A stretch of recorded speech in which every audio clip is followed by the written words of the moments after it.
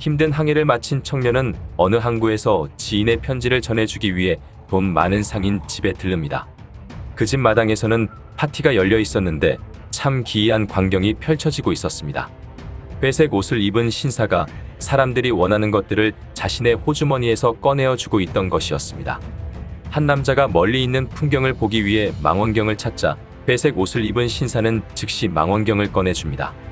한 여성은 축축한 땅을 보며 양탄자가 있었다면 여기서 쉬고 갈 수 있었을 것이라 아쉬워하자 회색 옷을 입은 신사는 즉시 양탄자를 꺼내 주었죠.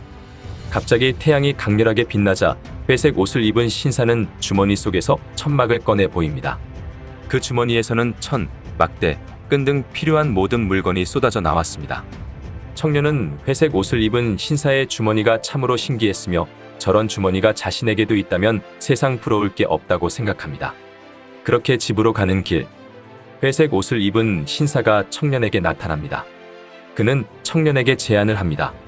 선생님, 한 가지 부탁이 있는데 부디 제발 허락해 주셨으면 합니다. 저 같은 놈이 무엇을 도와드릴 수 있을까요? 당신이 지니고 있는 그 아름다운 그림자를 저에게 주신다면 저는 당신에게 행운의 주머니를 드리겠습니다. 이 행운의 주머니에서는 끊임없이 금화를 꺼낼 수 있습니다.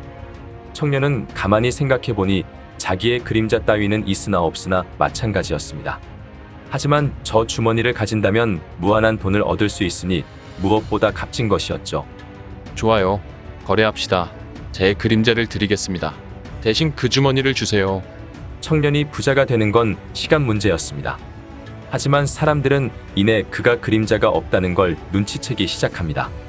아니, 당신은 그림자가 어디 있는 거요? 저 불쌍한 인간에게는 그림자가 없구나.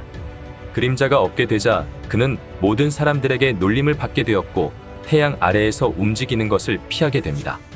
그는 유명한 부자가 되었으나 사람들 앞에 나설 수 없었습니다. 오직 밤에만 조용히 움직일 수밖에 없었습니다. 그가 아무리 부자라 해도 사람들이 그가 그림자가 없다는 사실을 아는 순간 그를 경멸했기 때문이었습니다. 그는 자신을 아무도 모르는 휴양지로 떠나 자신의 정체를 감춘 채 조용히 살고 있었습니다. 그러던 그는 한 아가씨와 사랑에 빠집니다. 청년은 부유하고 매너가 좋았으며 아름다운 아가씨도 이 청년이 마음에 듭니다. 청년은 그림자가 없다는 사실을 들키기 싫어 그림자가 안 생기는 그늘에서 그리고 태양이 없는 밤에만 그녀를 만납니다. 어느 날 밤 청년은 아가씨와 데이트를 하고 있었는데 그날따라 달빛이 너무나 밝았습니다. 그녀는 청년에게 그림자가 없다는 사실을 알게 되고 그렇게 둘의 사랑은 끝나고 맙니다. 돈이 아무리 많아도 그림자가 없는 사람은 누구에게도 환영받지 못한다는 걸 깨달은 청년은 과거를 돌리고 싶었습니다. 때 마침 회색 옷을 입은 신사가 청년에게 찾아옵니다. 이제 행운의 주머니는 필요가 없습니다. 제 그림자를 다시 주시면 안 될까요? 좋습니다. 당신의 그림자를 드리겠습니다. 거기에 행운의 주머니도 함께 드리지요.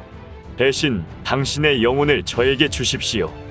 청년은 그제서야 지금까지 자기가 거래해온 회색의 신사가 사실은 악마였다는 걸 알게 됩니다. 그리고 그러한 유혹을 뿌리치고 행운의 주머니조차 산골짜기에 집어 던져버립니다.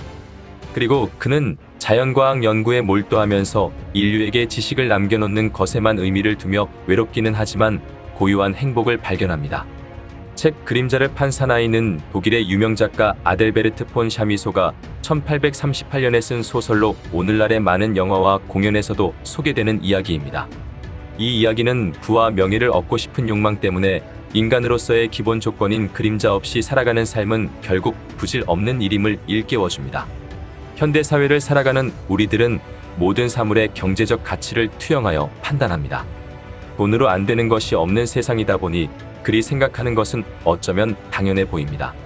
청년은 경제적 가치가 없는 그림자와 경제적 가치가 엄청난 주머니와의 교환 거래를 통해 크게 만족했습니다.